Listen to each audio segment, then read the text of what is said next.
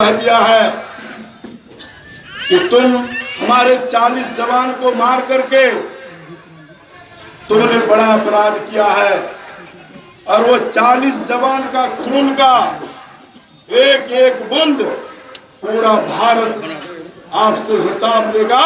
उसका कुर्बानी बेकार नहीं जाएगा। भारत और पाकिस्तान देश को 1945 में आजादी मिली, दोनों देश का बंटवारा हुआ। आज भारत कहाँ है, पाकिस्तान तुम कहाँ हो। पाकिस्तान का हालत ऐसी है कि वहाँ खाने के लिए दाने दाने के लिए आज पाकिस्तान मर रहा है। वो कटोरा लेके भीख मांगने जाता है चीन, वो कटोरा लेके भीख मांगने जाता है सऊदी अरब।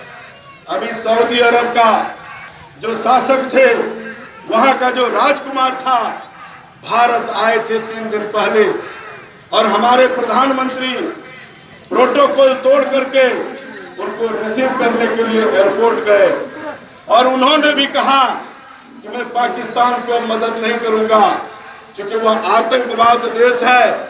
आतंकवाद का कोई मजहब नहीं होता है, उसका कोई जाति में होता है। आतंकवाद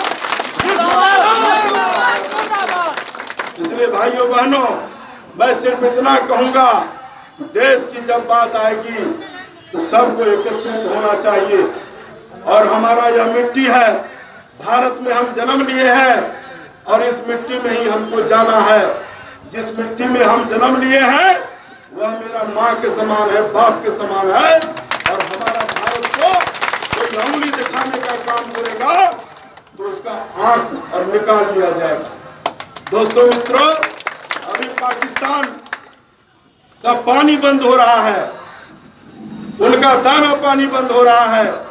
पाकिस्तान में टमाटर नहीं मिलता है, सब बंद कर दिया है प्रधानमंत्री जी। और आप जान जाइए कि हिंदुस्तान कभी किसी से लड़ाई नहीं लड़ता, लेकिन नहीं कहता है कि आओ भैंस मुझे मारो। हमारा जो जवान का खून बहा है, आज अगर देश का पहरा सैनिक नहीं करेगा तो क्या हम और आप यहाँ ऐसे भाषण दीजिएगा? आज चीन और इंडिया की लड़ाई हो जाए तो हम हिंदू मुसलमान सिख ईसाई अररिया में नहीं बचेंगे।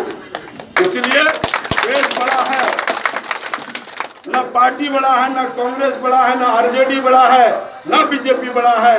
देश बड़ा है। देश का जो हिफाजत करेगा उनके साथ में उनको खड़ा रहना चाहिए। मुल्क बड़ा है, मुल्क बचेगा तब हिंदू और मुसलमान, सिख और ईसाई बचेंगे। इसलिए भारत देश की तरह दुनिया में कोई देश नहीं है। जितनी आजादी यहाँ है इतनी आजादी किसी मुल्क में नहीं है। आप जाइए चीन, आप जाइए दूसरा देश, इतना आजादी नहीं है, इतना अमन चैन नहीं है, यह सभ्यता संस्कृति नहीं है जो अपने मुल्क में है। इसलिए अपना देश इस बार यह बता देगा पाकिस्तान को, उसको बता देगा किसी भी दिन कभी भी पाकिस्तान का हिसाब लेके चलो। क्योंकि भारत का सैनिक जिस दिन 40 मरे थे, भारत का हर लोग रोया है। जिस गांव में भी हम गए हैं, जिस इलाके में हम घूमने गए हैं, रात में शाम में हर गांव में कैंडल मार्च हो रहा था शहीदों के लिए। जब टीवी खोलते थे देखते थे कि सैनिक का परिवार रो रहा है, कलप रहा है। वह दृश्य देखने वाला नहीं था। इसलिए आज पूरे भारत पाकिस्तान से हिसाब लेने के लिए तैयार है और पाकिस्तान को सबक सिखाए बिना इस बार छोड़ने वाला आपका प्रधानमंत्री नहीं है। कल प्रधानमंत्री जी वहां पे जो किया देखवे किए। मैं कहना चाहता हूं एक बार कि आज सबको सोचना पड़ेगा देश के लिए। तो पुनः हम लोग आज वैसे सैनिक जिनका शहादत हुआ है वहां हम लोग सब उनको श्रद्धांजलि व्यक्त करते हैं और सेना में भर्ती होना है। सब कोई अपने एक बेटे को सेना में भेजिए, देश के लिए मरना है। आज महात्मा गांधी, सुभाष चंद्र बोस, भगत सिंह, चंद्रशेखर आजाद हमारे बीच नहीं है। वो कोई एमपी एमएलए नहीं था, वो कोई मिनिस्टर नहीं था, लेकिन जब तक यह भारत देश रहेगा, जब तक यह सूरज चांद रहेगा, तब तक वह जिंदा रहेगा।